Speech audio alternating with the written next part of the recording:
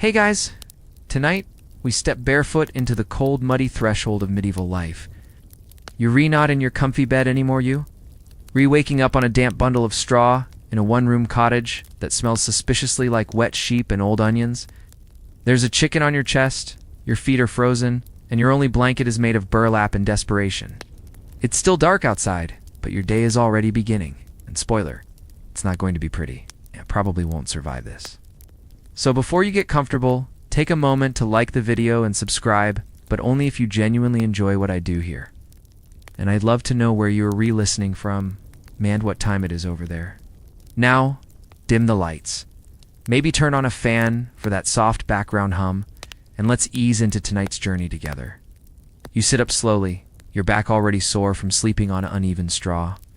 No memory foam here unless you count the memory of every rock that jabbed you through the night. The hearth has gone cold, and your breath puffs out in little white clouds. You reach for your tunic, which is as scratchy and damp as the blanket and smells like well, let's not analyze that too closely. There's no bathroom to shuffle toward. Instead, you head to the corner of the room, where a wooden bucket awaits your morning offering. Privacy? Absolutely not. Your spouse, 3 kids, and possibly your in-laws all share this humble one-room space with you and, yes, the animals too. Pigs, chickens, maybe a goat if you're lucky. They're your central heating system and your alarm clock. The rooster crows, oblivious to your lack of sleep. Outside, the village begins to stir.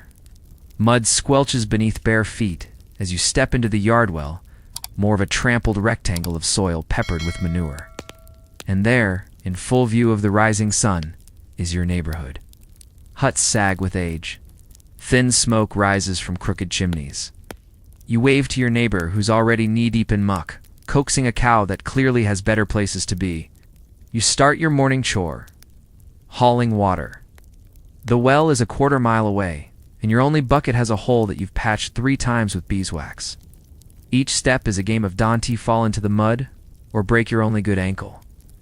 You pass the dung heap. You nod politely at it. It's the village's most reliable landmark. Mainstream history tells us that medieval peasants were dirty, but that docility really captured the sensory overload of it. Imagine the stench of unwashed bodies, open latrines, rotting food, wet hay, and dead animals. Now, multiply that by the fact that people rarely changed their clothes because they often only had one set. Congratulations. You're now wearing a tunic that's seen for winters, 3 births, and at least 1 bout of dysentery. Don't even think about soap. If you're lucky, you might get your hands on some lye-based concoction that burns slightly less than fire. Otherwise, you scrub yourself with sand, stale beer, or just let the rain do its thing. Baths happen once a month if that, and usually with the entire family, in the same water, in age order. You go last. Enjoy. Historians still argue whether people in the Middle Ages truly didn't care about hygiene, or if the sources we have are skewed by class and regional bias. Maybe some did care, but when your biggest concern is surviving the next harvest, smelling nice doesn't exactly top the list. By mid-morning, your hands are already cracked from cold and toil. You haven't eaten yet because your family is rationing the last of the barley flour. You chew a piece of stale bread you softened with spit. There's no jam, there's no butter, just crumbs and gratitude. You look forward to lunchtime. A thick gruel called pottage, boiled for hours over a smoky fire. It contains cabbage, turnips, and sometimes, if the gods are kind, bits of bacon or a stray beetle. You've eaten this exact dish for the past 63 days. Variety isn't medieval. Quirky fact for your brain to snack on. Some medieval folks believed that cutting bread with a knife used in battle could poison it. So if your husband's blade has been through a skirmish, maybe don't use it to butter your sadness. As you scrape animal dung from the threshold with a stick that doubles as a spoon, you reflect on your life choices. Except, oops, you didn't choose this. You were born into it. Social mobility? Not in this century. The closest you'll get to a promotion is inheriting a slightly less broken cartwheel. Your children, by the way, are already working. Little Thomas is 5 and spends the day chasing geese and praying he doesn't get kicked again. Your daughter, age 7, is helping spin wool and minding the baby who, frankly, might be the cleanest one of you all because she still gets wiped down. By the time the sun reaches its highest point, you've already dealt with 2 mild injuries. Splinters the size of toothpicks. 3 arguments over who gets the soft side of the bread, and one neighbor insisting that her cow was cursed because it looked at a priest sideways. Superstition is a part of daily life just as real as taxes and rain. You hear the village bell, not a church bell yet. Just a clanging triangle that signals it's time to gather for something. Or maybe nothing. Could be gossip. Could be a wolf sighting. Or another tax collection from the local Lord Steward, who smells slightly less awful than his horse. So ends your first medieval morning. You're exhausted, underfed, slightly damp, and already dreaming of a nap. But naps don't exist here, only work blisters and the occasional rat running across your bare toes. Welcome to the past. You bite into something hard during lunch and instinctively spit it into your hand. Surprise, it's a piece of your tooth. Or maybe someone else's, honestly. The bread's been passed around so many times it's hard to say. You poke your tongue at the gap now occupying your molar-esque former residence and try not to panic. This isn't your first dental disaster this month. In medieval times, tooth loss is less an unfortunate event and more a rite of passage like puberty, but with more bleeding and fewer congratulations. Dental hygiene? You might gnaw on mint leaves or chew twigs to scrape away buildup, but there's no toothpaste, no floss, and no twice-a-day reminder from your dentist. Because, plot twist, you don't have a dentist. You have a blacksmith who is occasionally called upon to pull a tooth with the same set of tongs he uses on horseshoes. The dominant flavor of most medieval mouths. Potent mix of rot, mead, onion, and desperation. People in your village chew garlic or parsley not for taste but to mask the reek of decay. You've met people with gums so inflamed they can't eat solid food, and others whose teeth are ground down from chewing on hard, gritty bread that's more gravel than grain. Historians still argue whether poor dental care was a universal problem or varied based on class and diet. Some monastic records suggest monks had surprisingly healthy teeth, possibly due to less sugar, softer diets, or divine dental intervention. But for the average peasant, you're pretty much one bite away from gumming your meals for the rest of your short, gritty life. There's an elder in your village known affectionately as Whistling Joan, not because she sings, but because the gaps in her front teeth create a haunting tune every time she breathes. Her breath could peel paint off a wall, but everyone still listens when she talks, especially when she tells tales about a time before teeth were optional. A quirky tidbit? In some medieval towns, people believed that worms caused toothaches. Not metaphorical worms, actual tiny creatures wriggling around in your gums. If you complain about pain, the local healer might burn henbane seeds and blow the smoke into your mouth through a funnel. Congratulations, you've just been exorcised. Orally, the rest of your family isn't doing much better. Your spouse has 2 blackened stumps where incisors once lived. One child has an abscess the size of a quail egg on their gum. And the baby still has hope. You envy that. To make matters worse, the few surviving teeth in your mouth are perpetually coated in plaque from constant mead and ale consumption. You drink beer instead of water because the well is likely contaminated with things. So instead, your children sip weak ale with breakfast, and you polish off a mug with every meal. It's safe, it's warm. It dulls the pain when your jaw throbs with each chew. There is no mirror in your home unless you count a polished metal dish that distorts your reflection so thoroughly you often question whether you re-looking at your own face or the ghost of your ancestors. Still, you try. You pick food out of your teeth with a goose feather, and swish with mint-infused water once a month more out of hope than actual effectiveness. One afternoon, a peddler visits the village selling tooth powders. They're made from burnt rosemary, crushed bones, and chalk, all wrapped in a leather pouch that smells strongly of regret. You trade a turnip and a single egg for it. The next morning, after one enthusiastic scrub, your gums bleed so badly, you wonder if it's working or if this is just how it ends. You ask around, seeking remedies. Someone suggests rubbing your gums with vinegar. Another swears by urine, preferably from a red-haired child on a Tuesday. You don't ask why. You just politely decline and clutch your swollen jaw like it holds the last bit of your sanity. Dental extraction, when it happens, is a community event. The village gathers. Someone plays a lute. A burly man named Gunter offers you a rag soaked in honey wine. He ties a string around the offending tooth and the other end, to a door, occasionally to a donkey. Someone counts to 3. You You scream before they reach to, and if you're lucky, you pass out from the shock. Later, you're congratulated for your bravery. You're also given a soft piece of cheese to suck on. It's not much of a reward, but it beats chewing on pain. By dusk, your jaw is sore. Your breath could repel demons, and you've begun to master the art of chewing on one side only. You avoid smiling. Not that anyone in the village really smiles with teeth anymore. Expressions are subtle hair crinkle at the eye, a grunt of approval, or a sigh that means that was the best pottage I've had all week. A modern toothbrush would be a miracle. A tube of minty toothpaste would be alchemy, and floss. That's black magic. Honestly, if you handed someone dental floss in this era, they'd either use it to tie their tunic or accuse you of summoning Satan. Possibly both. And yet, you carry on. You eat slowly, chew carefully, and suck marrow from bones like it's the finest delicacy. You learn to appreciate soups, broths, and anything you don't have to bite through. Your new motto, if I can gum it, I can eat it. Eventually, you begin to forget what clean teeth even feel like. You accept the dull ache in your mouth as a constant companion, like a tiny drummer banging a slow rhythmic beat behind your gums. Pain becomes routine. Rotten breath becomes normal. And the sound of someone pulling their last molar in the house next door becomes just another lullaby. Sleep comes slowly that night, partly because of the throbbing in your jaw, and partly because a mouse is chewing something under your pillow. But at least you made it through another day without choking on a broken tooth or being forced to use the urine remedy. So well done, your mouth is a battlefield.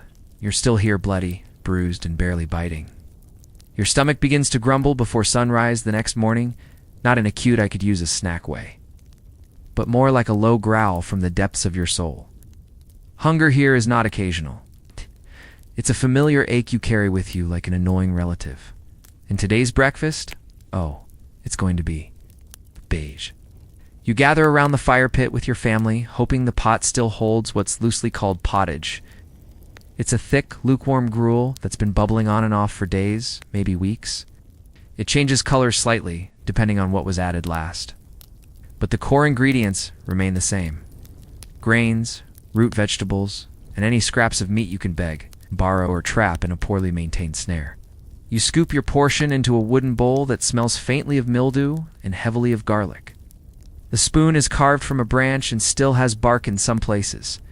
The first bite is comforting in its familiarity and mildly depressing in its texture. It tastes like wet cloth and yesterday. The turnip's gone mushy. There's a suspiciously chewy bit that you pretend is partridge, but is more likely just bark. Still, you eat every last drop because wasting food is unthinkable. Even the crust from a week-old loaf is a treasure. You dip it into the pottage to soften its otherwise. You risk breaking what few teeth remain. Remember, chewing is now a privilege. Mainstream historical records will tell you that medieval peasant diets were monotonous but nutritious.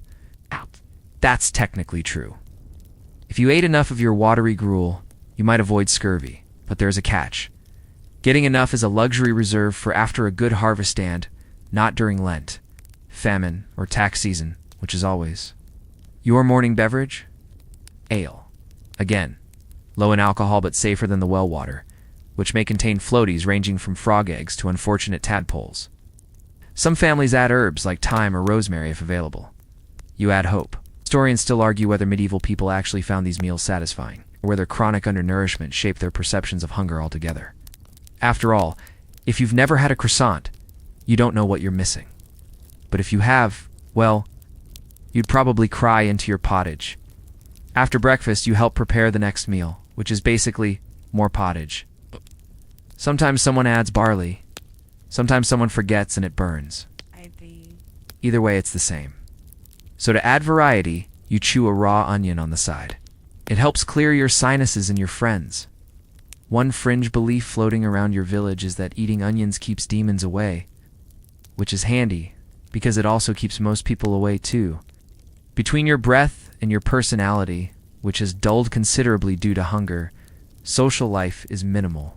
Lunch arrives after a long morning of working the fields, which is to say, aching, sweating, and whispering curses at the sun. You sit with others near a shaded patch of earth, sharing whatever scraps you've managed to carry. One man has a slab of hard cheese so aged it could legally retire. Child chews on a salted herring that's more salt than fish. You eye it enviously, then return to your boiled carrot and boiled weed and pretend not to cry. Occasionally a feast rolls through town, perhaps a noble's wedding or a saint's day. That's when you get a real treat, a bit of roast meat, maybe some honeyed bread, or a fig if the merchant didn't lie. On those days, your taste buds wake up and briefly believe they're living in a better timeline. Then the next morning, it's back to cabbage soup and disappointment. By the way, medieval bread is not your soft, pillowy modern loaf. It's dense, dark, and often riddled with grit from the millstones. Every bite wears down your molars like sandpaper. And since white bread is reserved for the wealthy, your daily bread could double as a blunt weapon. Quirky tidbit. Some people used old bread as plates called trenchers. After soaking up stew and sauce, these crusty slabs were either eaten or given to the poor. So if you're poor and hungry, you might end up begging for someone else's plate and calling it dinner. Dinner, by the way, is served at dusk and once again features pottage. Tonight's version includes a leek and something green you're not entirely sure is food. You've learned not to ask too many questions. There's a joke among the villagers. What's the recipe? Yes, the most luxurious food you'll never see, spices. Cinnamon, pepper, and saffron exist only in stories or behind locked pantries in manor houses. If you catch a whiff of cloves, it's because a noble sneezed nearby. For now, you flavor your food with salt when you can afford it, vinegar, or simply more onion. Even for the lucky few who own chickens or goats, eggs and milk are reserved for special days or bartered for tools. You once sold 3 eggs to a traveling merchant and got a comb in return. It broke the next day, but your head still itched with dignity. There's a peculiar superstition in your village that eating roasted owl can cure a cough. You don't know anyone who's tried it successfully, mostly because catching an owl is harder than finding love. You're more likely to eat a hedgehog, a badger, or a Rhea tesperata rat that looks sufficiently toasted. As night falls, you crawl into bed with a slightly full belly. You're not satisfied, but you're not starving either, which counts as victory. Your dreams are a swirl of roast duck and mead, but when you wake, it's pottage again. And so, the cycle continues. Eat, ache, eat, sleep, repeat. You now understand that survival here, E&T about thriving, E&T, is about tolerating sameness and savoring the rare surprise. Like a whole carrot or a day without gravel in your bread, you miss salt, you miss variety, you miss chewing without fear, but mostly you miss not being jealous of a boiled parsnip. Your nose is running, your throat is sore, and your body aches in places you didn't even know existed. You're sick. Nothing dramatic, just a cough and a headache, but in medieval times, well, that's basically a death sentence, or, at the very least, a week of miserable suffering. You sit hunched by the fire pit, poking weakly at the smoldering ashes, hoping they'll warm you enough to stop the shivers. But there's no rest for you today. You're a peasant, and peasants don't get sick days. You shuffle outside, dragging your aching limbs across the icy ground toward the Lord's fields. Your task, digging up stones from a frozen patch of earth that barely grows turnips in spring, let alone now. It's grueling, thankless work, and the moment you pause to cough, the steward glares at you like you just insulted his cow. Your joints crack as you lift a rock the size of your hopes. Each breath is a wheeze. But you know what happens if you don't work, your family doesn't eat? There's no paid leave, no neighbor to fill in, no union, and certainly no sympathy. You could collapse in the mud and someone would still nudge you and ask if you were done with your share of the ditch. Mainstream historical fact. The average medieval peasant worked 6 days a week, sunrise to sunset, in brutal conditions, often with poor nutrition and no protection from the elements. You don't clock in, you just survive. And today, you're surviving terribly. Your cough turns into a wet rasp, but you keep going, wiping your nose on your sleeve because tissues won't exist for another 600 years. You glance at your hands, raw, cracked, and blistered. Your fingernails are caked with dirt. You can't remember the last time you washed them thoroughly. There's a healing cut on your thumb that may or may not be turning green. Decide not to think about it. Fringe medical advice, passed down from Whistling Joan? Wrap a toad in linen, press it to your chest, and chant a prayer. You tried it once. The toad escaped. Your cough stayed. Joan shrugged and said, "Must have been the wrong prayer." You drag your body back home at midday for a quick bite of boiled greens and coarse bread. Your joints throb from the cold, your skin burns from the wind, and the stew tastes like regret. You chew, then cough so hard your spoon rattles in the bowl. Could be the black lung. Someone jokes nearby. Everyone chuckles lightly, but no one's really kidding. Illness is ever present here. There's no such thing as just a cold. There's only, is it going to kill you now or later? Historians still argue whether illness was so deadly because of poor hygiene or simply because nobody really knew what they were doing. Doctors believed in balancing bodily humors: blood, phlegm, black bile, and yellow bile. If you had a fever, too much blood, the cure, bloodletting. So yes, if you were sick, the best advice was often, let's open a vein and see what happens. Back in the fields, you try not to collapse. Steward mutters about lazy bones and hands you a heavier hoe. You grip it like a club and fantasize briefly about swinging it at his smug, fur-lined face. Instead, you chip away at the hard soil and pray for rain or a miracle. There's no reward for pushing through. There's no medal. No Employee of the Month sign carved into the fence. You work because not working means hunger, and hunger means death. It's as simple and as brutal as that. You see a young boy nearby, no older than 8, coughing into his shirt. His mother doesn't even look up. She's focused on keeping their goat from eating the neighbor's cabbages. You know what she's thinking? If he can walk, he can work. A quirky tradition in your village claims that burying a lock of your hair under the hearth protects you from illness. You did that last year. It clearly didn't work. But you're too superstitious to dig it back up, just in case it is doing something somehow. Evening arrives with merciful slowness. Your muscles scream. You have a headache the size of a cathedral bell, and your lungs feel like they've been scraped with a spoon. But you made it through the day, barely. You slump beside the fire again, your cloak damp with sweat and sleet. Your child hands you a mug of something warmth and ale mixed with herbs. You drink it slowly, grateful for the heat. 8. The taste is bitter, the mug has a crack, and the herbs might be weeds. But for a moment it feels like healing. Sleep that night is hard to come by. You toss and turn, coughing, your chest heavy and sore. You whisper to the ceiling in the dark, not sure whether it's a prayer or a complaint. Either way, the ceiling doesn't respond. Oh, and just when you start to drift off, the rooster crows again, because even in the 1300s, mornings show no mercy. You smell yourself before you're fully awake. It's not subtle. It's not even mildly unpleasant. It's a full-body assault of stale sweat, smoke, mildew, and that unidentifiable barnyard undertone that clings to everything you own, including your soul. Today is bath day, not by choice, mind you. It's been weeks, possibly months, since your last full-body rinse. And even your neighbors have started dropping pointed hints. One elderly man simply handed you a sprig of rosemary and walked away without making eye contact. You begin by hauling water. Again, buckets from the communal well, one at a time, up the muddy path to the barrel beside your hut. You tip one and hear the water slosh over what sounds like a dead leaf or a live something. You decide not to investigate. Hygiene in medieval times is less about actual cleanliness and more about performing the ritual of cleanliness and hoping for the best. Inside, you strip down, it's freezing. You dip a toe into the barrel and instantly regret every decision that led you to this moment. Still, you soldier on. You lower yourself slowly into the water, which is cloudy from the beginning and won't be getting any clearer. There's a suspicious film on top, probably soap or possibly bacon fat. Mainstream records tell us that medieval people did, in fact, bathe but not often. In many regions, once a month was typical, and often less in colder months. Public bathhouses existed in cities and towns, but they were communal and sometimes doubled as venues for, shall we say, extracurricular activities. You sigh, close your eyes, and begin scrubbing yourself with a coarse cloth dipped in lye soap.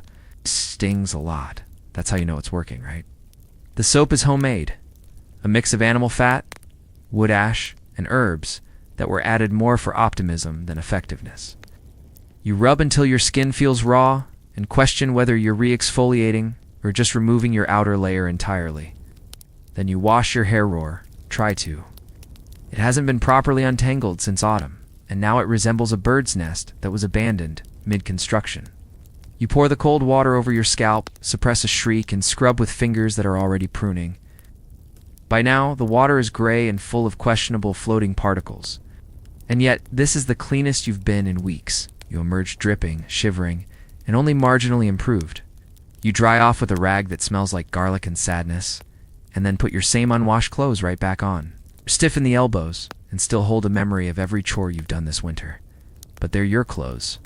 Historians still argue whether the decline of public bathing had more to do with fear of disease.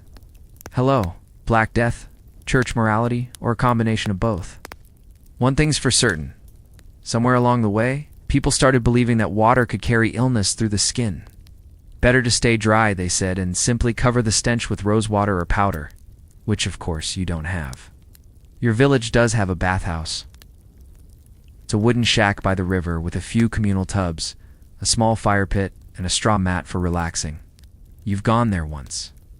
The water was only marginally warmer than outside, and you had to share it with 3 other people, one of whom sang loudly the entire time. The only good part was the steam thick enough to hide your face, and briefly your shame. A quirky practice? Some bathhouses offered you a sweating room, before you bathed, essentially a primitive sauna. You'd sit in a hot, smoky space for a while to loosen up the grime, then you'd plunge into cold water and scream internally. Luxury. 14th century style, like home. You try to keep the clean feeling going. You brush your hair with a wooden comb that pulls more strands than it straightens. You scrape dirt from your nails with a stick. You wipe your ears with a cloth corner and pretend you don't see what comes out. Then comes the feet. Your toes have been imprisoned in the same pair of leather shoes all season if you can even call them shoes. They're more like sacks with ambition. The skin is cracked. One toenail has turned an interesting shade of purple. Another is missing. You scrub them anyway, whispering apologies to your own body. You glance at your spouse. They nod. You both understand the silent agreement, no cuddling until the smells are more neutral. A knock at the door interrupts your tiny self-care ritual. It's a neighbor asking if you'd like to join the community washing at the river next week. You smile politely and lie, saying you just bathed, which technically is true. That night, you huddle by the fire, still slightly damp and dreading the inevitable return of body odor. You know by morning, the clean feeling will fade, replaced by sweat, smoke, and the gentle funk of old wool. But for now, you let yourself feel human. Just for a little while. You lie down on your straw pallet, pulling the scratchy blanket over your freshly scoured shoulders. You breathe in cleaner than usual Aron sigh, then the goat farts. Right next to your head. Welcome to medieval cleanliness. You wake up scratching. Again, at first it's just your ankle, then your lower back, then your scalp.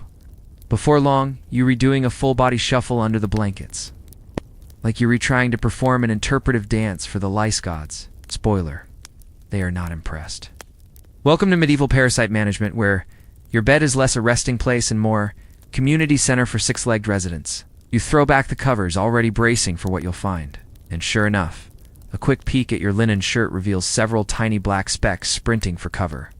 Lice.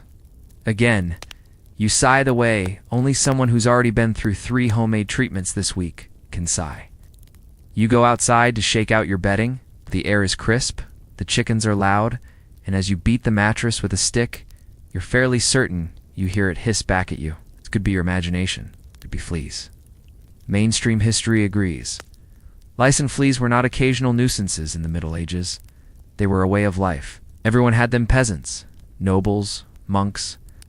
If your hair moved slightly on its own, that was just Tuesday. You comb through your hair with a fine-toothed bone comb, gifted to you by your grattant. It looks innocent, but you know it's seen battle. You drag it through your tangled mess of locks, and each stroke produces tiny corpses or worse survivors. Your youngest child wanders up, already scratching their head like they're tuning a violin. "Mama," they say, "I think my blanket has bugs again." You nod, hand them the vinegar water jar, and tell them to do their best. They accept it with the grim maturity of someone who's already learned that the bugs always come back. Quirky remedy time. One local healer insists that lice can be warded off by wearing a pouch of dried lavender, tied with red thread under your tunic. You tried it once. The lice seem to appreciate the decorative effort and immediately set up a second colony in your armpit. You remember a time long ago when you cared, When the thought of bugs crawling on you made you shudder, now it's just a part of the morning routine. Stretch, scratch, mutter a prayer, go milk the goat. Historians still argue whether medieval people were aware of the connection between cleanliness and parasites, or whether they accepted lice and fleas as a divine punishment, a test of character, or just poor luck. Either way, there were no bug sprays, no creams, no fine mesh protective nets, just vinegar, herbal smoke, and quiet despair. Your spouse has a ritual. Every third Sunday, they sit by the fire and slowly roast their shirt over low heat to kill the lice. You join them, holding your tunic at arm's length, watching as faint popping sounds confirm that something was alive in there. It's both satisfying and unsettling. One of your neighbors, old Bertram, swears by the bite and spit method. Catch a louse between your nails, bite it, spit it in the fire, calls it pest vengeance. He also has one eye and believes squirrels are spies, so take that advice with salt. As the day wears on, the itching becomes less constant. Or maybe you're just numb. You spend hours hauling hay and dodging flies the size of raisins. Every once in a while, a flea jumps up your sleeve and throws a party on your rib cage. You don't even flinch anymore.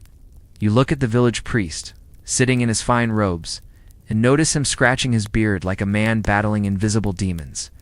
And in a way, he is. By nightfall, the scratching becomes background noise, like the wind or the sound of someone puking in the next hut. You resign yourself to the nightly ritual, smearing your scalp with goose fat and vinegar. Don't ask, tying a strip of cloth around your wrist. Some say it confuses the bugs. I'm sleeping in the same spot you swore you'd fumigate last week. There's a tiny comfort in shared misery. As you lie on your straw pallet, itching, but warm, you can hear the faint sound of someone nearby muttering curses at their own infestation. Solidarity, you think? A medieval solidarity. One curious belief in your village is that wearing a slice of onion in your hat keeps bugs away. You've tried it. All it did was make you smell like dinner. You once dreamed of bathing in a clear stream, lying in a bed with clean linens, wearing garments free of wriggles and itches. Your greatest ambition is just to get through the night without waking up from a flea bite on your eyelid. You roll over. Something crunches under your shoulder. You lift your blanket and find a beetle the size of a bean staring at you. You flick it off, sigh deeply, and curl up again. Eventually, the itching fades, or maybe exhaustion wins. Either way, your body gives in, and you drift to sleep, knowing full well that tomorrow, the lice will still be here, probably with friends. You wake up to the soft patter of rain on the thatched roof, the air thick with the smell of damp straw and wood smoke. For a brief, half-lucid moment, you almost forget where or when you are.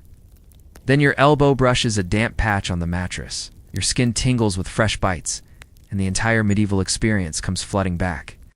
The lice are still here, naturally. But today, something different looms. The healer is coming, the traveling one, not the local root mumbler, who insists that nettle soup cures heartbreak. This one's got a real reputation. They say she once made a baron's rash vanish overnight. They say she can speak to bees. You sit up straighter. Maybe she has anything that can stop the itching. A poultice. A tincture. Curse. You pull on your outer tunic, carefully hung near the fire to discourage unwanted residents, and step outside. The healer's wagon is already at the edge of the village. Bright ribbons tied to its frame, the faint scent of camphor wafting through the mist. By the time you reach her, a small line has formed. Old Bertram is there, of course, trying to barter with 3 eggs in an ominous jar. A young woman clutches a squirming baby. You stand behind them, tugging your sleeve over your latest rash, rehearsing your speech in your head. Good healer, the bugs are winning. I'm losing sleep, dignity, and possibly my mind. Please help. When your turn comes, you step forward, and the healer peers at you with sharp, dark eyes framed by frizzy gray hair, listens without interrupting, then nods. She opens a drawer and pulls out a small linen pouch. Wormwood, pennyroyal, lavender, she says. Boil it. Wash your scalp. Hang the steam cloths near your bed. You nod eagerly. Will it work? She shrugs. It will make you smell like a well-tended garden. The lice may hate it, or they may throw a banquet. You'll find out. Ah, medieval certainty. Still, You clutch the pouch like treasure, hurry home, and set to work. Boiling water, crushing herbs, soaking cloths. The whole hut smells. Alive, green and bitter. You drape the wet cloths around your straw bed and wash your hair over a wooden basin. It stings, it tingles. You feel something that may be hope. That night, you lie in your new herbal fortress. For the first time in weeks, the itch fades just a little. Maybe it's the steam. Maybe it's the sheer exhaustion. Maybe you've simply hallucinated the improvement. Either way, you fall asleep faster, till the coughing starts. Next door, then across the lane. One by one, you hear them, the dry, rhythmic bark of illness. Not the usual throat clearing or old age wheezing. This is the kind of sound that brings fear in the dark. Coughing in this age means plague, it means pestilence. It means prayers whispered into sleeves and neighbors buried at dawn. You curl tighter under your scratchy blanket, willing your body not to breathe too deeply. The herbs still cling faintly to your skin, a hopeful scent amidst the dread. The healer is still in the village the next morning. She doesn't offer hope, just instructions. She paints red crosses on the doors of the sick and gives bundles of sage to burn. Some say she's a witch. Others say she's their only chance. You stay inside as much as you can. You boil water. You tend your goats. You scratch less often now. A small mercy. There's no medicine, not really. No cure that anyone trusts. The sick are told to sleep upright, to drink warm ale, to pray harder. You give them your best herbs, the ones the healer gave you. Maybe it helps. Maybe it's just kindness disguised as science. The bugs have quieted, for now. You still find a few, but they no longer seem like your biggest threat. That crown belongs to the cough. You wonder quietly how your ancestors handled all this. Then you realize you are the ancestor. This is what future people will call living history. Lucky them. The following week, a strange calm descends. Fewer coughs, more silence. Some houses never open their shutters again. The healer leaves without fanfare. The bugs return, but only a little. You sleep, still itching, but now with perspective. The lice, the fleas, the midnight beetles, they are part of the fabric of your world. Not pleasant, not wanted, but constant, like the weather, or regret. One evening, you look in your daughter's hair. It's cleaner, less movement. She smiles at you as you comb through the last few stragglers. Maybe the herbs helped after all, or maybe the bugs just got bored. And you realize sometimes surviving means not defeating the enemy, but enduring them. Lice, disease, cold, all of it. You are not clean. You are not comfortable. But you are still here. That counts for something. It's a hot afternoon, the kind that makes you question your commitment to wool-based clothing. The air inside your cottage is thick and stale, and stepping outside doesn't offer much relief. The sun sits like an oppressive overseer above the village, watching, unblinking, unsympathetic. You're on your hands and knees, scrubbing the stone floor with a rag dipped in vinegar water, because apparently that's what one does when both sleep and joy have abandoned you. Somewhere between the scrub strokes, a thought bubbles up. You're exhausted. Not just body tired, mind tired, deep tired. The kind of tired where your bones feel like they're arguing with gravity. You haven't slept properly in weeks and not, since the itching began, or the coughing spread, or the goats broke into the garden again. You're starting to resent your own eyelids for closing without effect. You lie down, you close them, and nothing. Just the spinning thoughts, the buzzing bugs, the whistling wind through the cracks in the walls. You've tried everything. Herbs, ointments, incense, prayers. You've counted sheep. You've counted bugs. You've even counted how many times your neighbor grunts in his sleep nine. Every night, precisely spaced, oddly comforting. Nothing works. And then, one afternoon while fetching water at the stream, you hear about something. A stone whispers a woman with a wild tangle of hair and a missing front tooth. A sleep stone. You put it under your pillow, and the dreams come back. You're skeptical, naturally, but you're also desperate. So that night, when everyone else is asleep, you creep into the woods with a candle and a pouch of stale bread for luck, or maybe for raccoons. You search for this mythical stone. You don't know what it looks like. You just know that. In stories, Important objects always seem to glisten faintly when the moonlight hits them. After hours of stumbling and mumbling curses, you find a smooth, pale stone shaped like a teardrop. It fits in your palm. It's warm, or maybe that's your hand. Either way, you decide this is it. You tuck it under your straw pillow, whisper an apology to whatever forest spirit might be watching, and lie down. The result? You sleep. Not deeply, not dreamlessly, but enough to wake up feeling like a human again rather than a hollowed-out soup ladle.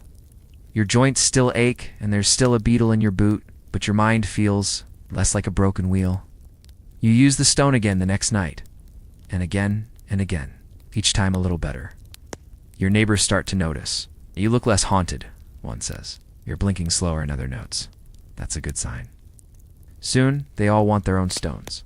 So you go back into the woods and collect more. Smooth ones. Warm ones. Whispered over ones. You don't charge money, you trade. 1 stone for a loaf of bread. A stone for a jar of salve. A stone for a clean shirt. You really needed that one. Suddenly you're the village sleep merchant. The whisperer of rocks. The dream broker. Of course, not all stones work. Sometimes someone comes back complaining. This stone is cursed. I dreamt of screaming geese. You replace it, another says. It made me sleep so deeply I missed my morning prayers. You take it as a compliment. You don't know if it's magic or placebo or just the human heart clinging to something, anything, that offers hope. But for now, people are sleeping. That's enough. You begin keeping records in a tiny ledger, your own little medieval sleep study. You write down which stones go to whom and how they sleep. Some people prefer round stones, others like flatter ones. Some want 2, 1 for dreams, 1 for protection. You add herbs sometimes, wrapping them in cloth bundles with the stones. Lavender, sage, chamomile. The house smells like an apothecary, and a rock quarry had a romantic weekend together. And still, you don't sleep perfectly, but better. You dream strange dreams now, floating above your cottage of goats that speak in rhyme, of a world with no lice. That one always ends with you waking up, scratching. One night you dream of the future, steel beds, white sheets, pillows that don't collapse like wet loaves, bottles with labels, clocks that glow, rooms that hum gently. You don't understand it, not fully, but you feel safe. Then you wake up in straw, holding a rock, surrounded by your own snoring. It's not the future, but for the first time, that's okay, because sleep has returned. Shh. Not like a crashing wave, but like a visitor you thought you'd lost. Cautious, occasional, kind, and in the morning. You stretch with a yawn so satisfying it echoes across the cottage. Someone outside hears and calls out, "Was that a bear or a miracle?" You smile, clutch your stone, and go outside to meet the day. You're now officially a sleep expert, which is ironic because you never intended to become one. But here you are, with a basket of hand-picked stones, a nose for which herbs keep away the worst dreams, and a steady line of sleep-deprived neighbors waiting at your door like pilgrims.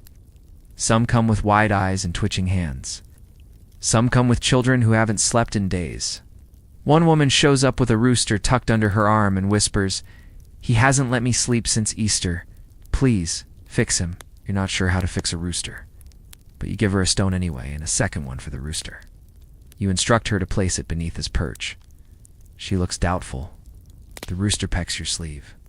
Everyone has their burdens. You've developed a routine.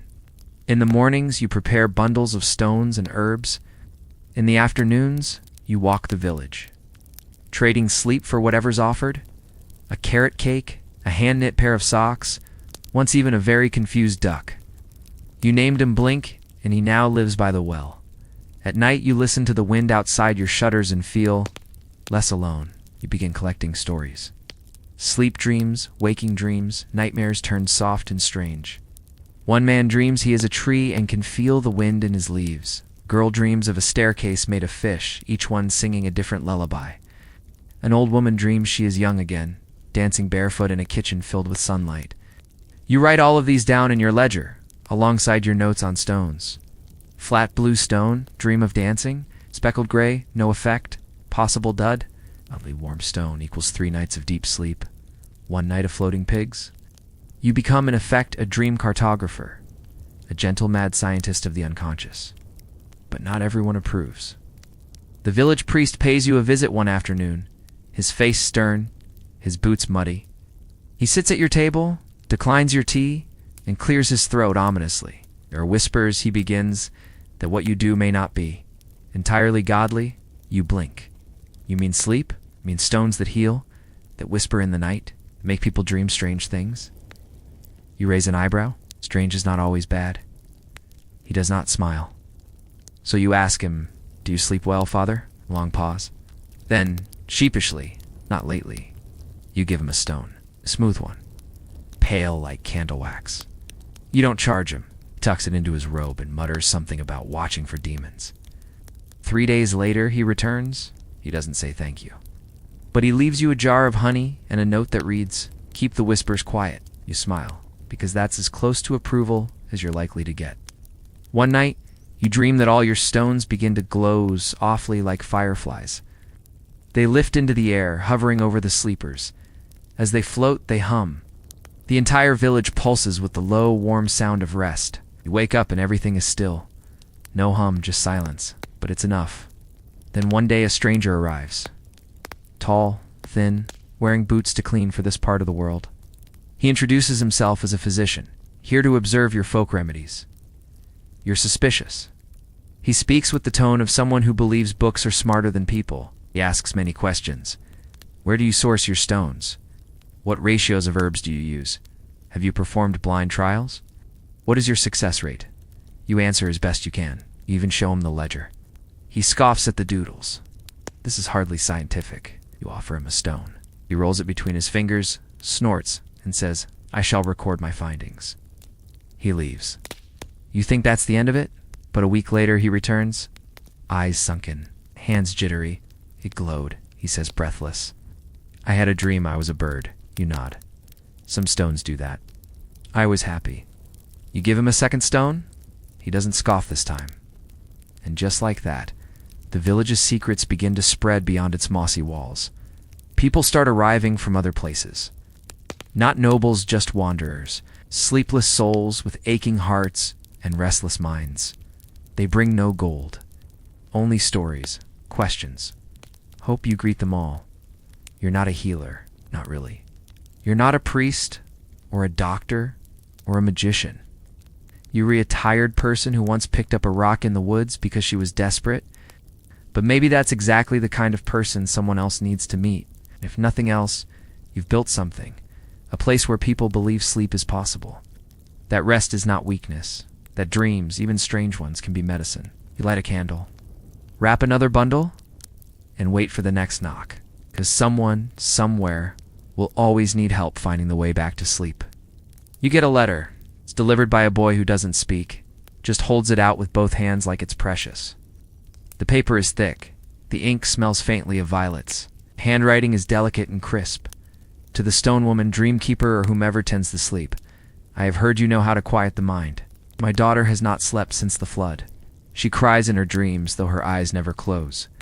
We have tried everything. Please, if your stones carry truth, help us. L, there's no return address. But at the bottom is a pressed flower. White clover. You pack a bag. You leave Blink the duck in the care of the priest, who seems alarmed but accepts the task with only minor protest. I suppose I can baptize him if he misbehaves. The journey is long. 3 days by foot and cart. Rain follows you like a stray dog. The roads are soft, and the night's colder than expected. You sleep curled around your satchel like it's alive. When you arrive, you find a crumbling manor at the edge of a broken town. Ivy has taken over one wall. The front gate sighs when it opens. A woman waits on the steps, tall, thin, tired. She says nothing as she leads you inside. The house is dim and smells of lavender and ash.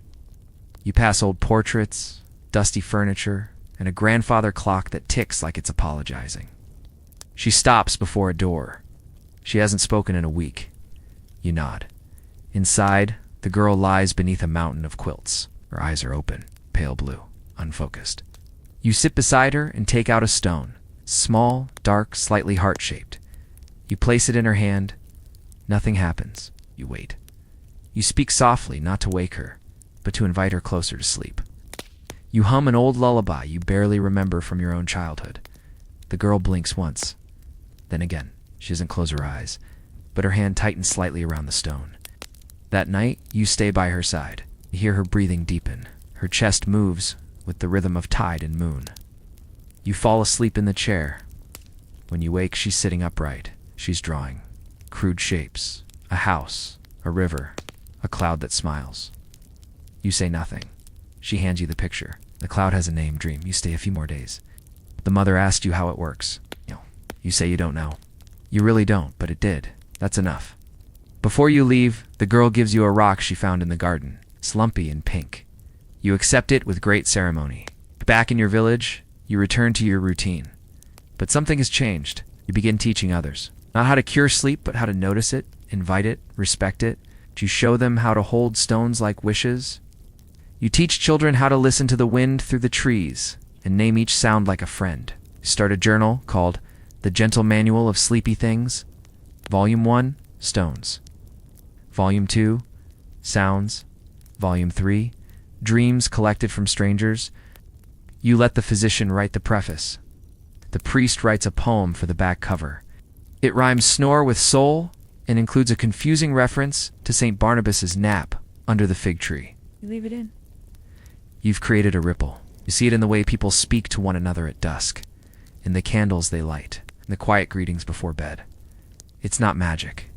It's not science. It's something older than both. One night, you sit alone under the stars, holding the pink rock from the girl. You whisper, "Thank you." And for a brief moment, you feel the earth exhale beneath you. Somewhere, a stone glows. You're in a wooden hall that smells like burnt tallow, old straw, and the faint desperation of everyone inside. You're not sure why you're here. But everyone's glaring at you like you've just stolen a chicken or worse, insulted a noble's beard. A bailiff with a lopsided bowl cut clears his throat. Your trial is about to begin. But this is no ordinary courtroom. There's no neat row of pews, no powdered wigs, no objection, Your Honor. Instead, you're standing before a stern-faced local lord who looks like he hasn't smiled since the last solar eclipse. A carved crucifix watches you from the wall, and it's clear. This is less about evidence and more about divine vibes. See, in the medieval world, truth wasn't always something you could prove. It was something you swore. Out loud, in front of everyone. Sometimes with your hand on a holy relic, maybe the bone of some long-dead saint who allegedly performed miracles but definitely didn't sign off on this process. You might be thinking, okay, just swear I didn't do it and go home. Ah, if only. Welcome to the world of compurgation, where your word means little unless backed by friends, usually 12 of them who will also swear on your innocence. These oaths aren't casual. They're solemn, spiritual declarations. If one guy in your group has doubts or flubs the phrasing, you're toast. Assuming you don't have 12 loyal buddies with monk-like sincerity, you may get stuck with something even worse. Trial by ordeal. This is where things get spicy. Let's say you're accused of theft, and there's no clear evidence. The villagers are split. Chickens are agitated. What now? Someone suggests you take the ordeal of hot iron. You're to carry a red-hot iron bar a few paces. Then your burned hand is bandaged by the local priest. Everyone waits a few days. If your wound heals cleanly, God has vindicated you. If it festers, well, guess who's guilty? Or maybe you get the ordeal of water. You're tied up and tossed into a lake. If you float, you're guilty. If you sink, you're innocent, though also probably drowned.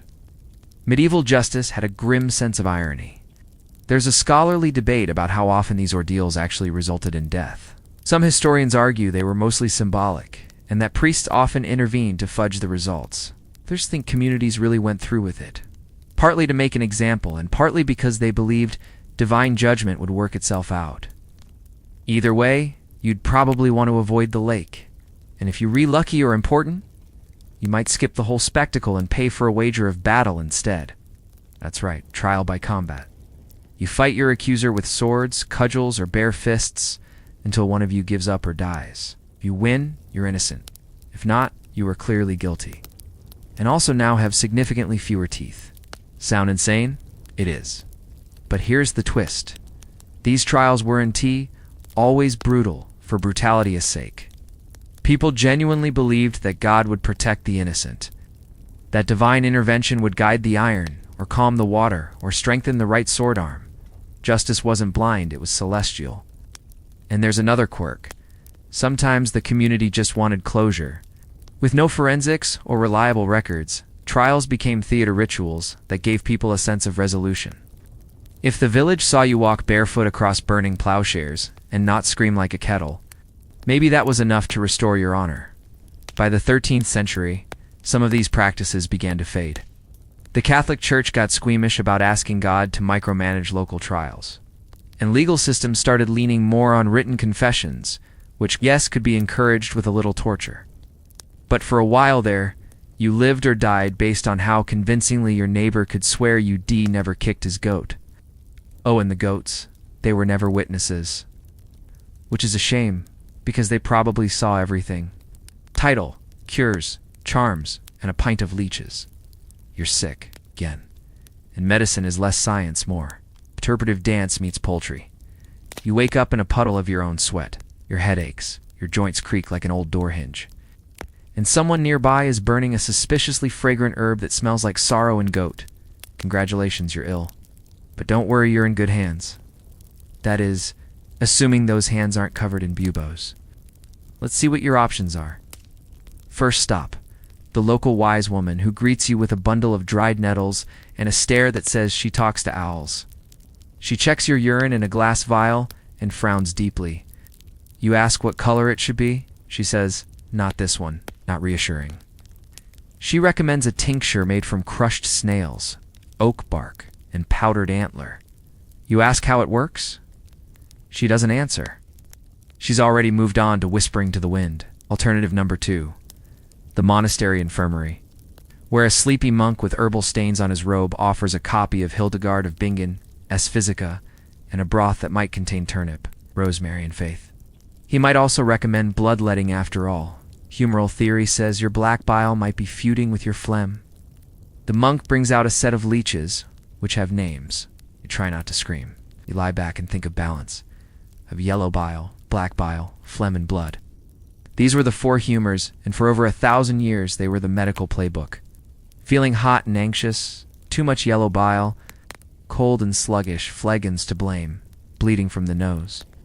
Your body is self-regulating, don't interrupt. Doctors called physicians, but don't get excited, would often prescribe laxatives, emetics, and enemas. The idea was to purge illness through whatever exit was most available, sometimes simultaneously. If you could afford it, you'd get a university-trained physician who spoke Latin, quoted Galen, and wore an alarming hat.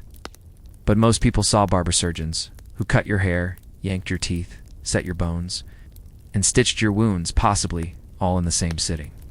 Sanitized tools? Not really. Anesthesia? Mostly yelling? Still not cured? Then maybe it's not a physical illness. Maybe it's spiritual.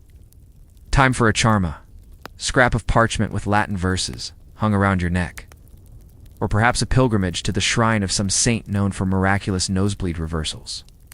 Or maybe someone buried a toad under your doorstep, in which case you'll need both a priest and a shovel. In some towns, healing was communal. The sick would line up at dawn for the royal touch, hoping the king's divine hand would cure their scrofula. Yes, that's right, if you had swollen neck glands. The answer was a handshake from your monarch. For women, things were as or complicated. Many ailments were blamed on wandering womb syndrome, a sort of internal road trip that required smelly treatments to lure the uterus back into place. Hysteria, fainting, and excess melancholy were all filed under woman problems. Treated with herbs, steam baths, or just being told to calm down. By modern standards, this all sounds horrific. But within their world, it made sense. Illness was a mix of imbalance, punishment, bad luck, and bad smells. And if you recovered, it was a miracle, one worth celebrating with bread, ale, and a very cautious optimism. Because next time, it might be the plague. No one's got a charm big enough for that. Night watch and witch marks. You're trying to sleep, but the walls are groaning. Wolves are howling, and someone scratched a symbol on your door. Evening falls. Again, no sunset strolls, no nighttime snacks. The hearth is dying down, and every creak of wood feels like a ghost tapping on your ribs. You're bone tired, but sleep. Sleep is an act of survival.